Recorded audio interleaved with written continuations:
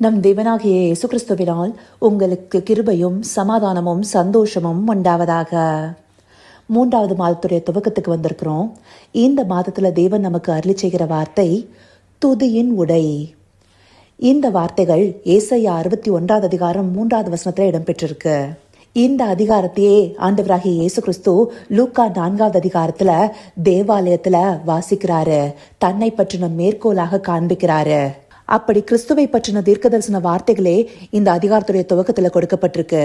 அப்படியாக இந்த 3வது வசனத்துல சியோனிலே துயரப்பட்டவர்களை சீர்படுத்தவும், அவர்களுக்கு சாம்பலுக்கு பதிலாக சிங்காரத்தையும், துயரத்துக்கு பதிலாக ஆனந்த தைலத்தையும், ஒடுங்கின ஆவிக்கு பதிலாக துதியின் உடையையும் கொடுக்கவும் அவர் என்னை அனுப்பினார். இதுல முக்கியமா நாம துதியின் உடைய குறித்தே பார்க்க போறோம். ஆண்டவராகிய இயேசு கிறிஸ்து தாமே நமக்கு ஒடுங்கின ஆவிக்கு பதிலாக துதியின் உடைய கொடுக்கிறவராக இருக்கிறாரு. அதற்காகவே பிதாவால அனுப்பப்பட்டவராகவும் இருக்கிறாரு. இந்தபடியாக துதியின் உடையானது எதற்காக நமக்கு கொடுக்கப்படுது? நாம தேவனை நோக்கி பார்த்து அவருடைய பிரசன்னத்தை உணர்வதற்காகவே. எரேமியா 17வது அதிகாரம் 14வது வசனத்துல, கர்த்தாவே என்னை குணமாக்கும், அப்பொழுது குணமாவேன், என்னை ரட்சியும், அப்பொழுது ரட்சிக்கப்படுவேன், தேவரீரே என் துதி. இந்த வசனத்துடைய நிறைவு பகுதியில தேவரீரே என் துதின்னு சொல்லப்பட்டிருக்கு. அப்படி தேவன் தாமே துதியாக இருக்கிறாரு. ஏன்னா அவர் துதிகளின் மத்தியில வாசம் செய்கிறவராக, அதுவும் அவருடைய ஜனங்களுடைய துதிகள்ல வாசம் செய்கிறவராக இருக்கிறாருங்கிறத சங்கீதம் 22வது அதிகாரம் 3வது வசனத்துல, இஸ்ரவேலின் துதிகளுக்குள்ளே வாசமா இருக்கிற தேவரீரே பரிசுத்தர். அந்தபடியாக நாம துதி எடுக்கும் போது தேவன் தாமே அங்க வாசம் செய்கிறவரா இருக்கிறாரு. தேவன் வாசம் செய்யும் போது அந்த இடத்துல விடுதலை இருக்கும் இல்லையா, அந்த இடத்துல சமாதானம் இருக்கும் இல்லையா. அவர் தாமே தங்கி தாபரிக்கும் போது நமக்குள்ளார ஒழுங்கின ஆவி காணப்படாது, உற்சாகத்தின் ஆவி காணப்படுகிறதாக இருக்கும். அந்தபடியாக நாம துதித்து அவருடைய பிரசன்னத்தை உணரும்படியாகவே அவர் நம்மை ஏற்படுத்தியும் இருக்கிறாரு. அதனால்தான் ஏசாயா 43வது அதிகாரம் 21வது வசனத்துல, இந்த ஜனத்தை எனக்கென்று ஏற்படுத்தினேன், இவர்கள் என் துதியை சொல்லி வருவார்கள். அப்படி நம்மை ஏற்படுத்தியதே தேவனுடைய துதியை சொல்லி வருவதற்காக.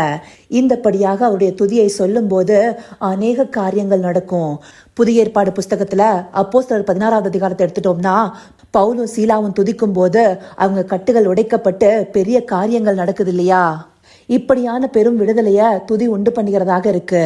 அது மாத்திரம் இல்லாம எரிகோ மதில சுற்றி வரும்போது தேவனை துதிக்கிறாங்க இல்லையா, அப்படி பெரிய மதில் தாமே இடிந்து விழுகுது. இப்படியான வல்லமை துதிக்கு உண்டு.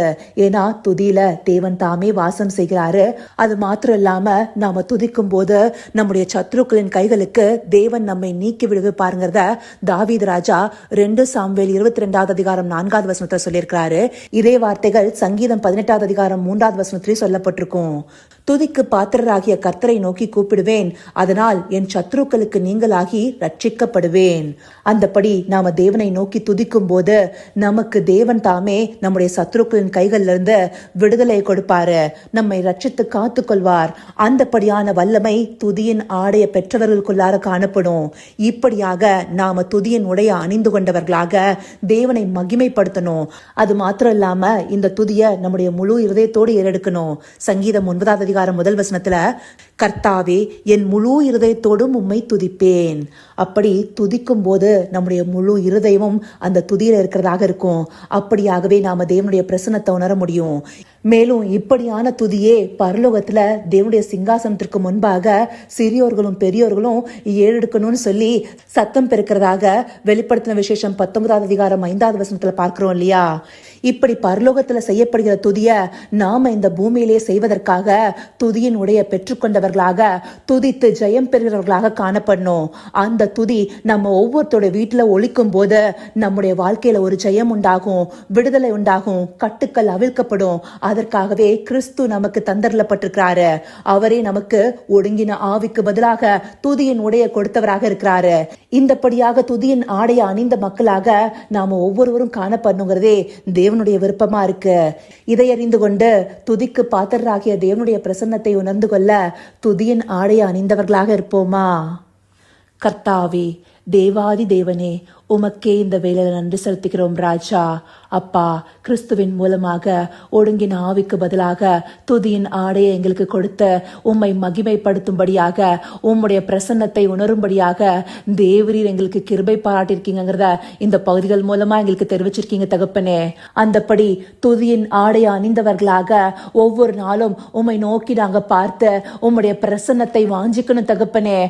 ஆம் தகப்பனே, தேவரீரே எங்கள் துதி என்று அறிந்து கொண்டு துதியின் ஆடையால எங்களை அலங்கரித்துக் கொண்டு பரிசுத்த அலங்காரத்தோடு காணப்பட தேவரீர் எங்களை நடத்தி அருளுங்க. அப்படியே நீங்க செய்ய போகிற தயவிற்காய் நன்றி. சகலவித துதி மகிமை கனம் யாவும் ஒருவருக்கே செலுத்துகிறோம். இயேசு கிறிஸ்துவின் மூலமாய் வேண்டிக் கொள்கிறேன் பிதாவே. ஆமேன், ஆமேன்.